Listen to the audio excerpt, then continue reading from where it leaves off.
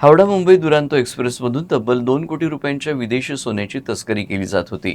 नागपूर आणि Raipur RPF crime ब्रँचनं DRI नागपूरसोबत संयुक्त कारवाई करत 2 संशयितांना ताब्यात घेतलंय. त्यांच्याकडून 1 किलो 242 ग्रॅम वजनाचं विदेशी सोनं जप्त करण्यात आलं आहे. हावडा मुंबई दुरंतो एक्सप्रेसमधून विदेशी सोन्याची तस्करी होत असल्याची माहिती नागपूर आरपीएफ क्राईम ब्रांचला मिळाली होती. या आधारे नागपूर आणि रायपूर क्राईम ब्रांचच्या पथकानं DRI नागपूरच्या अधिकाऱ्यांसोबत संयुक्त तपासणी केली. 12262 क्रमांकाच्या दुरंतो एक्सप्रेसमध्ये रायपूर ते नागपूर दरम्यान तपासणी करण्यात आली. यावेळी भंडारा नागपूर दरम्यान B12 कोचमध्ये 2 संशयित व्यक्तींना ताब्यात घेण्यात आलं. त्यांची झडती घेतली असता विदेशी सोन्याचे 7 बिस्किटं आणि सोन्याची 1 लगड असं एकूण 1 किलो 242 ग्रॅम सोनं त्यांच्याकडे आढळलं.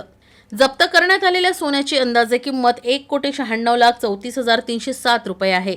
तर आरपीएफनं दोन्ही संशयितांना जप्त सोन्यासह पुढील कारवाईसाठी DRI नागपूरच्या ताब्यात दिलाय. DRIनं कस्टम कायद्यानुसार गुन्हा दाखल करून तपास सुरू केलाय. आता आरोपींची चौकशी करून या सोन्याच्या तस्करीमागे आणखी कुणाचा सहभाग आहे आणि या तस्करीचं नेटवर्क कुठपर्यंत आहे याचा शोध घेतला जातोय.